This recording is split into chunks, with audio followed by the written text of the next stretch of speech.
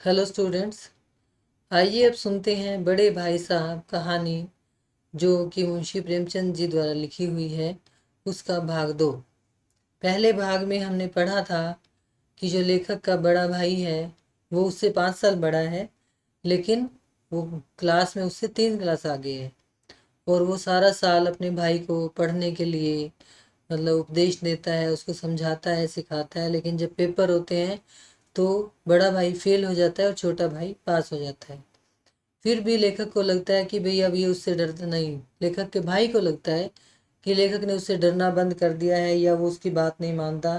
तो वो उसको फिर एक लंबा चौड़ा भाषण दे देता है। और फिर लेखक को जो है ना, एकदम से लगता है कि भी वो गलत कर रहा है। पर फिर भी इतना भाषण सुनने के बाद भी लेखक की पढ़ाई में कभी रुचि पैदा नहीं होती और वो बस खेल कूद में ही उसका ध्यान रहता है। अब आगे देखिए। फिर सालाना इम्तिहान हुआ, यानी कि एनुअल पेपर फिर से हुए, जो वार्षिक परीक्षा होती है। और कुछ ऐसा संयोग हुआ कि मैं फिर पास हुआ और भाई साहब फिर फेल हो गए। मैंने बहुत मेहनत ना की पर न जाने कैसे दर्जे में अव्वल आ गया। मुझे खुद अचरज हुआ। भाई साहब ने प्राणांतक परिश्रम किया था। प्राणांतक मतलब खूब दिल लगाकर दिन रात एक करके वो पढ़ते रहे। कोर्स का एक एक शब्द चाट गए थे। 10 बजे रात तक इधर, 4 बजे भोर से उधर। 6 से 9:30 तक स्कूल जाने से पहले मुद्रा कांतिहीन हो गई थी, मगर बेचारे फेल हो गए।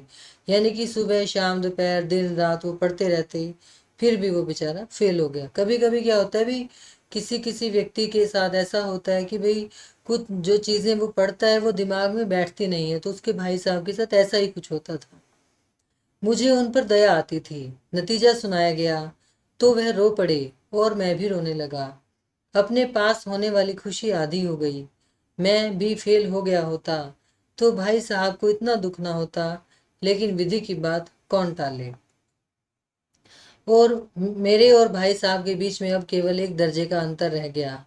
मेरे मन में कुटिल भावना उदय हुई कि कहीं भाई साहब एक साल और फेल हो जाएं तो मैं उनके बराबर हो जाऊं। फिर वह किस आधार पर मेरी फजीयत कर सकेंगे। मतलब लेखक के मन में एक बार ये आया कि एक बार और फेल हो जाए और हम दोनों बराबर हो जाएं, फिर देखता हूँ कैसे मुझे डांटता है। लेकिन मैंने इस कमीने विचार को दिल से बलपूर्वक निकाल डाला। लेकिन अपने भाई के लिए वो अपने मन में बुरा विचार नहीं लाना चाहता था, इसलिए उसको लगा कि मैं गलत सोच रहा हूँ। आखिर वह मुझे मेरे हित के विचार से ही तो डांटते हैं। मुझे उस वक्त अप्रिय लगता है अवश्य, मगर यह शायद उनके उपदेशों का ही असर हो कि मैं दनादन पास होता जाता हूँ और इतने अच्छे नंबरों से। तो हो सकता है लेखक के भाई के बार बार कहने से लेखक पढ़ खेलता कूदता बेशक था, लेकिन पढ़ता हो तो ध्यान से पढ़ता हो या ज़्यादा समय पढ़ता हो, जिससे उन्हें लेखक को ऐसा लगता है कि मैं इसलिए पास होता जा रहा हूँ। अब के भाई साहब बहुत कुछ नर्म पड़ गए थे। कई बार मुझे डांटने का अवसर पाकर भी उन्होंने धीरज से काम लिया।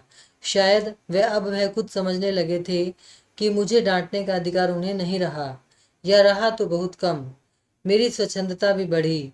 मैं उनकी सहिष्णुता का अनुचित लाभ उठाने लगा। सहिष्णुता मतलब जो सॉफ्टनेस, यानी कि जो विनम्र होते जा रहे थे भाई साहब, उसका लाभ उठाने लगा। मुझे कुछ ऐसी धारणा हुई कि मैं तो पास हो ही जाऊंगा, पढ़ूं या ना पढ़ूं, मेरी तकदीर बलवान है। इसलिए भाई साहब के डर से जो थोड़ा बहुत पढ़ लिया करता था वह भी बंद हो गया। तो मतलब एक तरह से लेखक को गुमान हो गया कि मैं तो पास हो ही जाऊंगा, मेरी किस्मत पूरी बुलंद है। इसलिए वो जो थोड़ा बहुत पढ़ता था वो भी छोड़ दिया उसने। मुझे कनकौवे उड़ाने का नया शौक पैदा हो गया था। कनकौवे मतलब पतंग। और अब सारा समय पतंगबाजी में ही भेंट हो जाता था। फिर भी मैं भाई साहब का अदब करता था। अदब मतलब इज्जत करता था, सम्मान करता था। और उनकी नज़र बचाकर कनकौवे उड़ाता था। मांझा देना, कन्ने बांधना, पतंग टूर्नामेंट की तैयारियां आदि समस्याएं अब गुप्त रूप से हल की जाती थी। भाई साहब को यह संदेह न करने देता चाहता था कि उनका सम्मान और लिहाज मेरी नज़रों में कम हो गया है। एक दिन संध्या समय हॉस्टल से दूर में एक कनकौवा लूटने बेतहाशा दौड़ा जा रहा था। यानी पतंग लूटते हैं ना बच्चे, कोई पतंग उड़कर गिरती है तो उसको लूटने के लिए भागते हैं। तो लेखक भी यही कर रहा था। आंखें आसमान की ओर थी और मन उस आकाशगामी पथिक की ओर।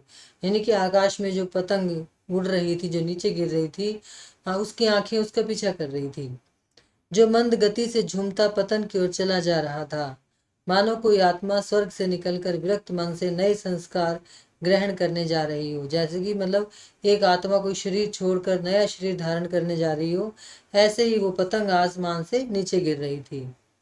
बालकों की एक पूरी सेना लग्गी और झड़दार बांस लिए उसका स्वागत करने को दौड़ी आ रही थी। बच्चे, पहले ऐसा ही होता था, एक पतंग को लूटने के लिए सारे बच्चे भाग जाते थे, तो वो सारे, कोई बांस लेकर जा रहा है, कोई कुछ लेकर जा रहा है, भी किसी तरीके से वो पतंग उनके हाथ में आ जाएगी। किसी को अपने आगे पीछे की खबर न थी। सभी मानव उस पतंग के साथ ही आकाश में उड़ रहे थे, जहाँ सब कुछ समतल है, न मोटर कारें हैं, न ट्राम, न गाड़ियां। सहसा भाई साहब से मेरी मुठभेड़ हो गई, जो शायद बाजार से लौट रहे थे। उन्होंने वहीं मेरा हाथ पकड़ लिया और उग्र भाव से बोले, इन बाजारी लौंडों के साथ धेले के कनकौवे के लिए दौड़ते तुम्हें शर्म नहीं आती? यानी कि जो 2 पैसे का पतंग है उसके पीछे दौड़ा जा रहा है तुम। उसने डांटा उसको, तुम्हें इसका भी कुछ लिहाज नहीं कि अब नीची जमात में नहीं हो, बल्कि 8वीं जमात में आ गए हो। जमात मतलब क्लास में, कि अब तुम छोटी क्लास में नहीं रहे, 8वीं क्लास में आ गए हो।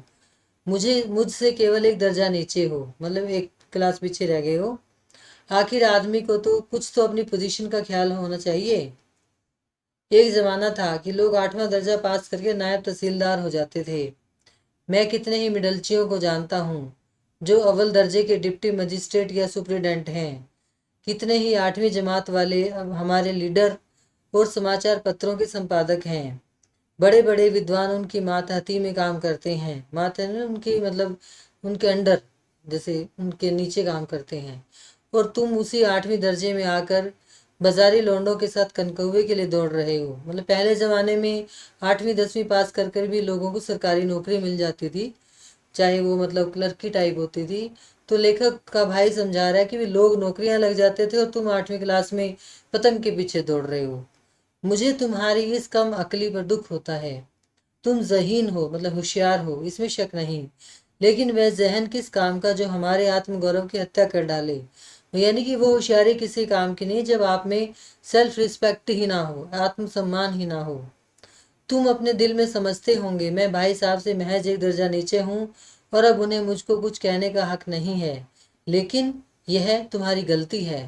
मैं तुमसे 5 साल बड़ा हूँ, और चाहे आज तुम मेरी ही जमात में आ जाओ, और परीक्षकों का यही हाल है, जो निसंदेह अगले साल तुम मेरे समकक्ष हो जाओगे, और शायद 1 साल बाद तुम मुझसे आगे भी निकल जाओ।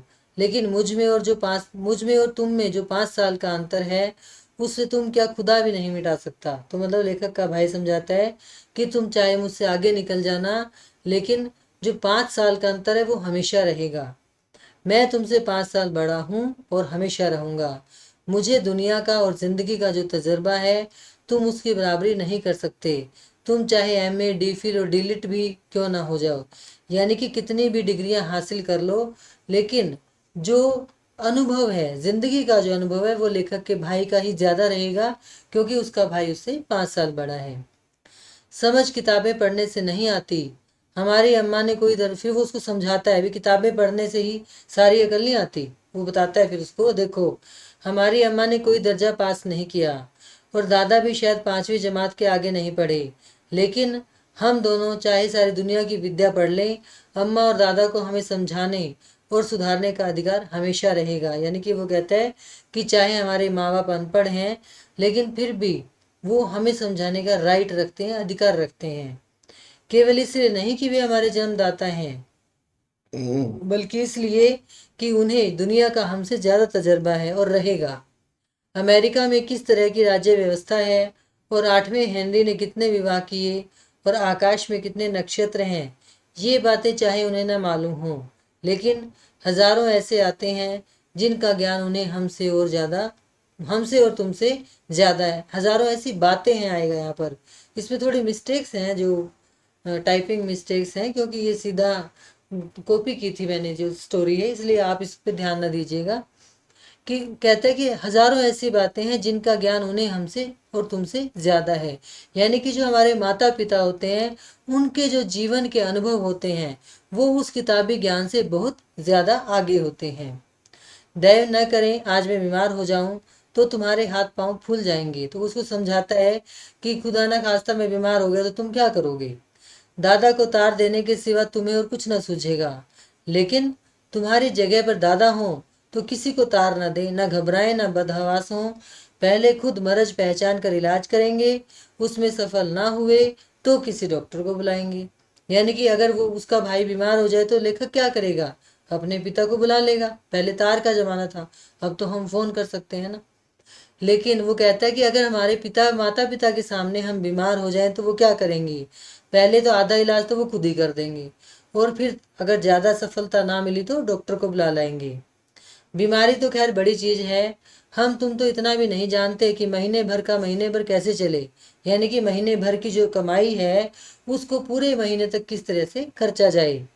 जो कुछ दादा भेजते हैं उसे हम 20-22 तक खर्च डालते हैं, यानी कि 20-22 दिन में ख़त्म कर देते हैं, और पैसे पैसे को मोहताज हो जाते हैं। नाश्ता बंद हो जाता है, धोबी और नाई से मुंह चुराने लगते हैं। लेकिन जितना आज हम और तुम खर्च कर रहे हैं उसके आधे में दादा ने अपनी उम्र का बड़ा भाग इज्जत और नेक नामी के साथ निभाया है। कहता है कि जितना हमसे दो लोगों से एक महीने में नहीं चलता, उससे कम पैसे में तो दादा पूरे घर का खर्च चला देते थे और एक कुटुंब का पालन किया है। ये तो आपको पता है कि पहले एक कमाने वाला होता था और बहुत सारे लोग डिपेंडेंट होते थे, जो फैमिली होती है मतलब, तो वो पूरी फैमिली का पूरे परिवार का खर्चा चलाते थे, और हमसे दो से नहीं जो काम होता, जिसमें सब मिलाकर 9 आदमी थे। यानी कि कम कमाई में उसके पिता 9 आदमियों का खर्चा चलाते थे, और उन दोनों से अपना दोनों का नहीं होता। अपने हेडमास्टर साहब को ही देखो, एमए है कि नहीं, और यहाँ के एमए नहीं, ऑक्सफोर्ड के। 1,000 रुपये पाते हैं, लेकिन उनके घर इंतजाम कौन करता है, उनकी बूढ़ी माँ। कहते भी हमारे हेडमास्टर साहब ऑक्सफोर्ड से पढ़े हुए हैं, लेकिन घर कौन देखता है, बूढ़ी माँ जो पढ़ी लिखी नहीं है। हेडमास्टर साहब की डिग्री यहाँ बेकार हो गई कि नहीं। पहले खुद घर का इंतजाम करते थे, खर्च पूरा न पड़ता था, कर्जदार रहते थे।